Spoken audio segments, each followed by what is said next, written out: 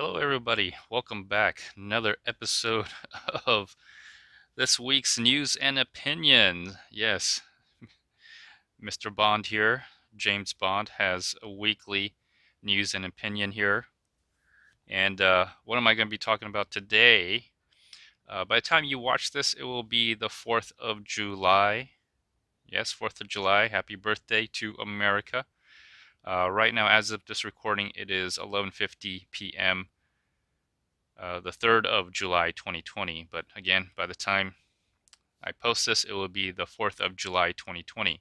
So enjoy your holiday for some of you. Anyway, for some of you. Not for all of you. All of you are really hating it. The radical left is definitely hating today. They are hating today, all right? They're hating it. They don't get to, well, they might have tried to topple some federal statues and monuments. Maybe. So far, I haven't heard of anything.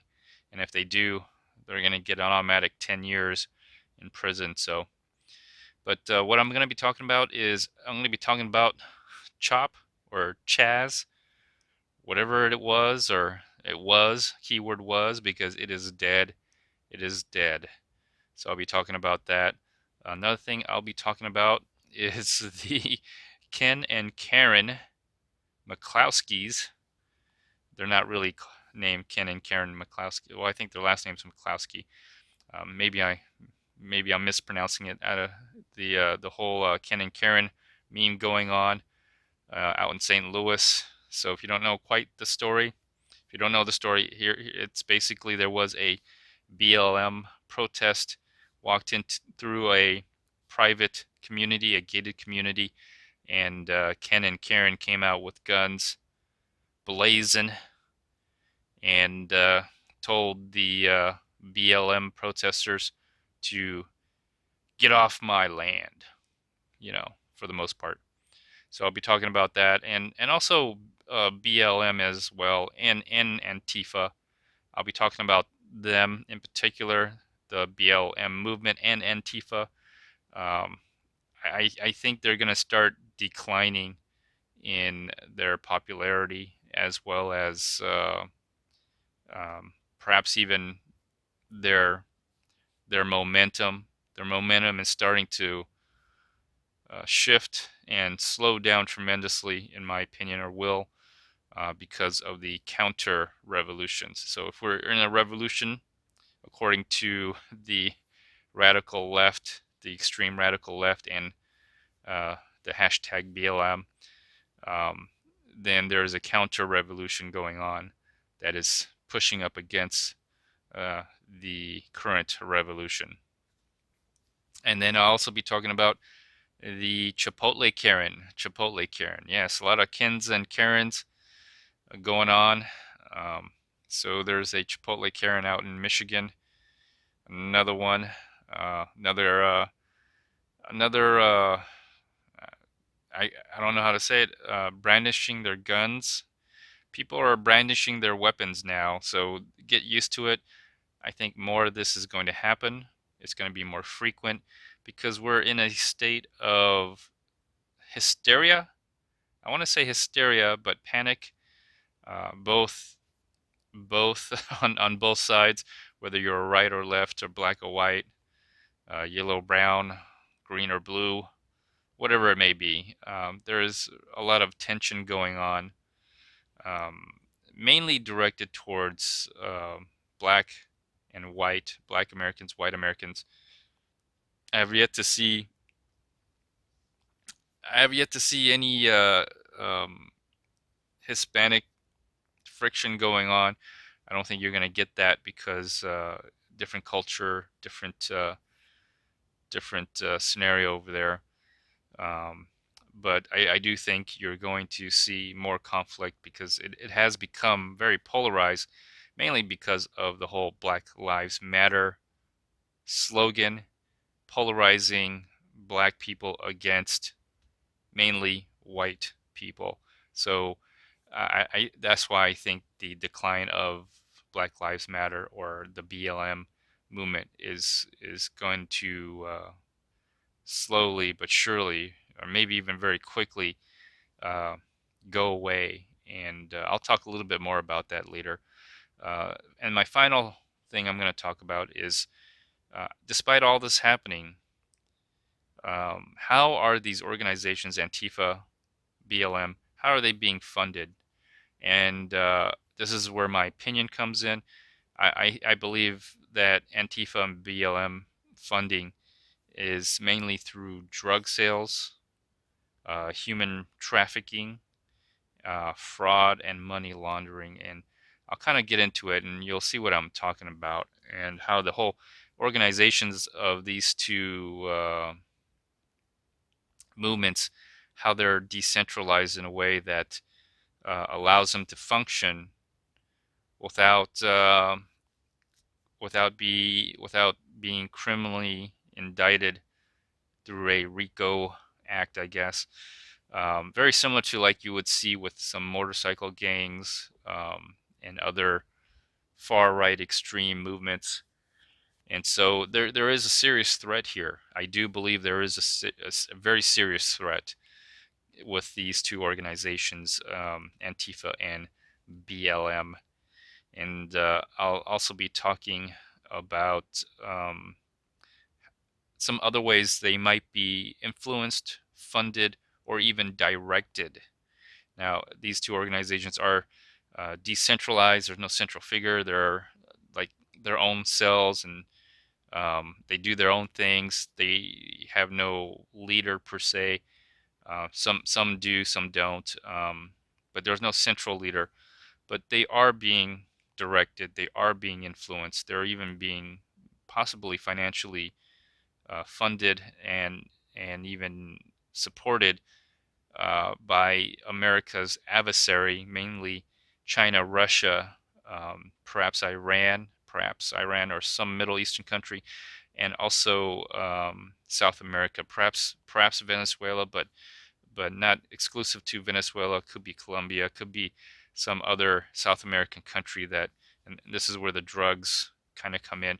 And so I'm gonna get kind of a little deep here, a little dark, and just kind of get to um, what I think is really happening underneath the facade, the storefront, right? Every organization has a storefront, and then what's behind the storefront may be very disturbing for people who have virgin minds.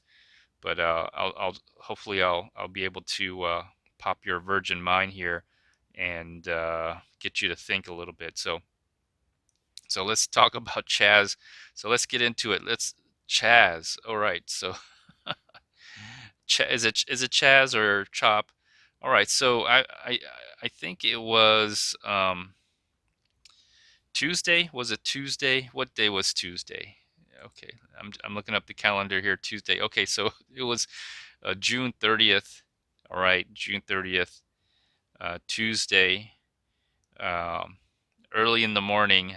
Apparently, there was an executive order by the Seattle mayor, Jenny Durkin, finally caved in. It's got to be a little embarrassing and humiliating for the left moderate, the left liberal, left progressive politicians to, in general, but especially for Mayor Jenny Durkin, to actually have to do what Donald Trump originally told her to do, was to take back the streets with force.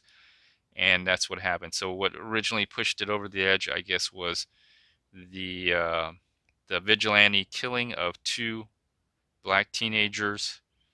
And so the story is that there was a drive-by shootings apparently in the CHOP zone, which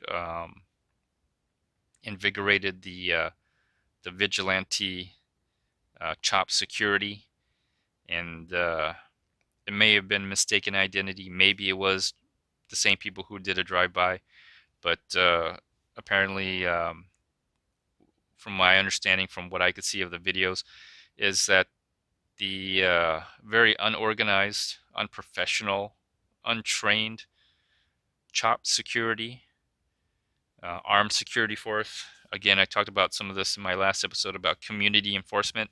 Some do it very good, some don't do it very good, some do it very poorly.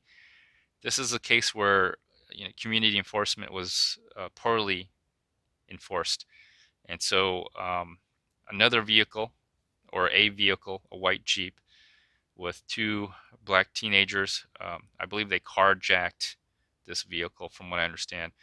Um, they were being followed and pursued, perhaps by the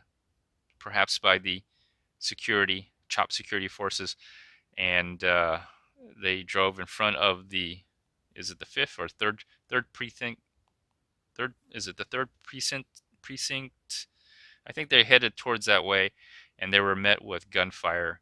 I believe the CHOP security believed that the vehicle was the same vehicle that was alleged to have done a drive-by earlier during that night, and so there were some reports of 300 rounds, 300 rounds fired, and other videos were showing that this may have been a murder execution. So apparently, as the CHOP medic, quote unquote CHOP medic team, were treating the two teenagers, it was heard on a video, a voice saying they're not dead yet, and then a few more gunshots were heard. So there's no doubt about that this was a murder, and anybody who pulled the trigger or had a gun and fired, they are all responsible. All right, they're all culpable, and this is capital murder. Capital murder. This may even go for, I don't know if Seattle has a death penalty, but if they did, this would qualify. If not, it's going to be a very long jail sentence for everyone that was involved. Anybody who shot, anybody who fired around, and it seems like there were a lot of people, they are definitely guilty, in my opinion, for murder. So CHOP is dead. It's gone. It just showed the rest of America, probably even the rest of the world, that this movement is dead. This movement's dead now. Antifa, that movement, it's going to be dismantled just like CHOP or CHAZ. BLM, same fate. It is going to be dismantled, or it's gonna be dismantled. So my next thing I'll talk about is Ken and Karen. So if you haven't seen that, again, I'll try to describe it.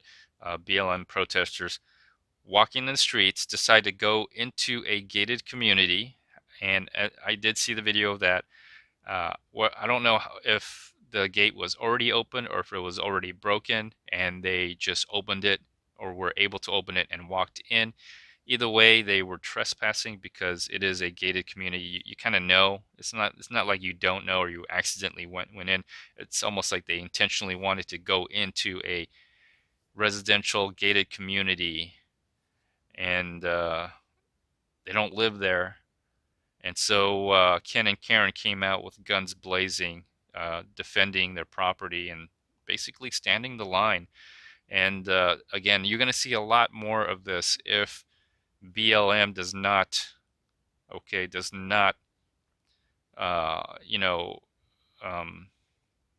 behave and tone down the rhetoric of violence. Okay, so this movement is really starting to fall apart. The whole movement is starting to fall apart.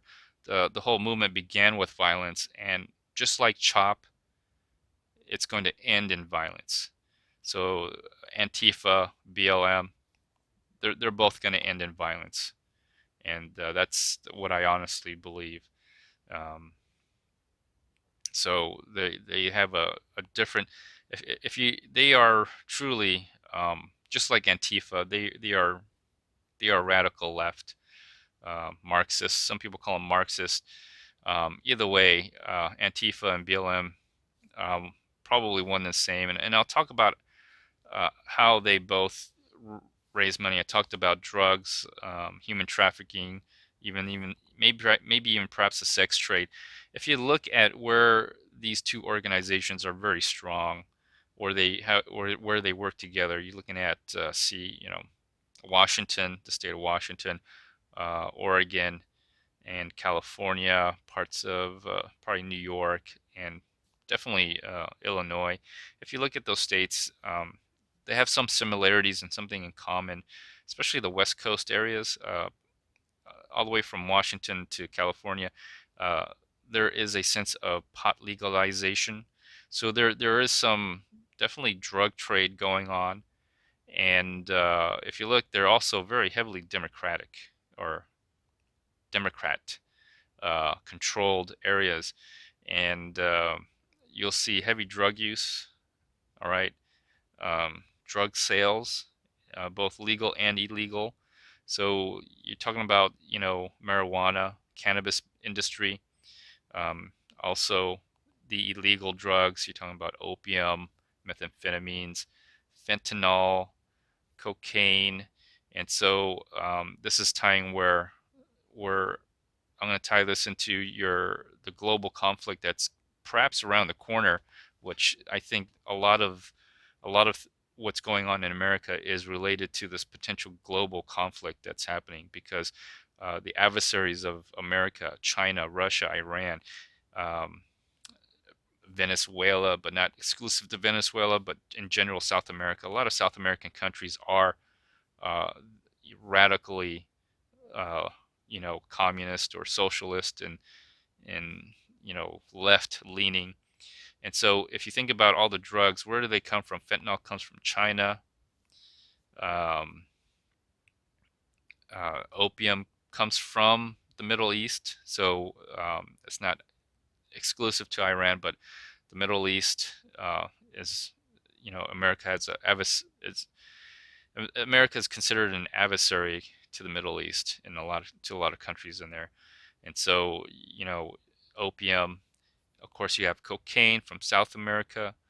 And so, you know, I think a lot of these um, activities are contributing to the funding of Antifa and BLM, all right, along with human trafficking, um, also the sex trade that's mainly coming from South America, but also from China and maybe some parts of Russia through Europe.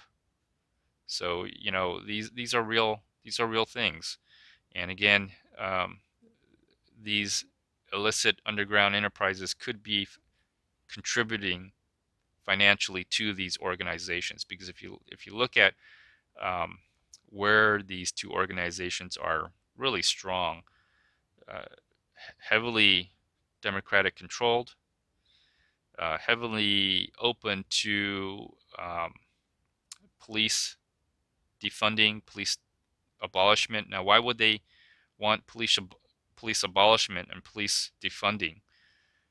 You have to think about it because um, most of I guess you could say their constituents are in the drug trade, human traffic trade, sex trade, fraud, credit card fraud, and then with all that you get money laundering. Somehow they have to clean the dirty money, so money laundering also. So um, a lot of fake businesses, you know, again, all done through a decentralized um, model of organization. So no one person or no one entity or groups of entity can be shut down and shutting down the whole system. So um, you know things like this could be a possible means of how they're getting funding and how they're able to maintain their presence and in some way their growth in those areas. Think about the areas and why they're in inner cities. And if you think about it, the Antifa, they dress in black, they cover their face. It really reminds me a lot of the KKK. And you have to remember the Democrats were were originally, all right, um, you know, the South, and the South is where the KKK came from. And so what you're seeing is basically modern day slavery in a lot of ways. You have addiction to drug or dependence on drugs and the drug trade. You also have human trafficking, okay, even to some degree sex trafficking. And then the financial aspects of all this being fraud, all right, and then the money laundering. So a lot of things haven't seemed to change, and there is still modern day slavery. We just may not be overtly modern day slaves in a lot of sense, but it is going on. Okay, and again, the controls are drugs and drug trafficking, human trafficking, sex trafficking, fraud, and money laundering. This is the modern day slavery. Okay, and it's unfortunate that things have been turned around in a way that um, the uh, the um, the people who are truly the racist and who are um, the quote unquote white supremacists may not be the people who you think you know they are. They actually may be the people who are the ones complaining the most and you know blaming others for all their problems, but in fact they themselves are the problem. It's kind of interesting. Now I'll get into the Chipotle Karen. I'm going to throw that in there as well because you're seeing you're seeing the racial divide widen more more than it is now. So you're seeing the social engineering taking effect, the racist statements done uh, by okay BLM and the uh, Antifa. It's permeating into the minds of everyday citizens and is really taking an effect on how people are interacting, mainly black and white Americans. So they're starting that that wedge is starting to be driven in, and so that's where Chipotle Karen comes in. Uh, that incident represents that wedge being driven into America to divide Americans against each other. So a civil war could be possible. Another thing I did want to talk about was what I see also going on is the the the civil war within the left as well. The left is fighting amongst each other.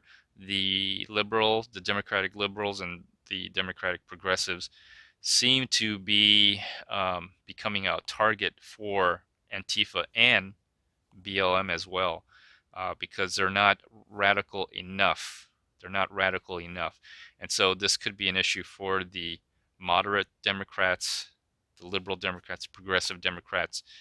Um, they're going to start to feel the pressure, the pain of dealing with the fruits of their labor, so to speak. It's like a unwieldy child that they've raised, a spoiled child, now grown up, and they won't move out of the house, right? They're living off their parents. And that's what it's going to be like for these progressive Democrats, these liberal Democrats. And you're seeing that because of the protests from that was done in front of Mayor Jenny Durkin's house. So I think the executive order to clear out CHOP was the response, and hopefully progressive and liberal Democrats are going to come to their senses and realize the thing that the monster that they created or they allowed to breed the racism. Okay, the racism, yes, racism, the hate is beyond their control. They can't control this anymore. And then finally, I am going to talk about potential potential civil war, which would lead, which is a preemptive event to the world conflict that we may be seeing. And so there could be a civil war, not based on race, but based on the fact that you have two sides here. The radical left, okay, the extreme radical left, and their way of life, mainly drugs, trafficking of drugs, human trafficking, sex trafficking, fraud, and money laundering. Okay, and the opposition to that would be the current America as we know it, fighting the drug war, closing the border to South America. Okay, those two things that is happening now, we're fighting the drug war, fighting the human trafficking, that's what's causing, I think, the rift between blue states and red states. And that could be the reason for the secession of these states from the Union. It's possible. I mean, if you look at the first Civil War, was it really about slavery, or was it about growing of crops and human trafficking? Things haven't changed much. Matter of fact, if you look at the history, Democrats, Southern Democrats, seceded for that very reason, which I think is potentially the same reason which we're going to maybe see a secession of Democrat-run states for growing of crops, marijuana, cannabis, coca leaves, poppy flowers or seeds or plants, human trafficking, all right, the illegal immigration, which falls along with the sex trade, all right, labor, labor abuses.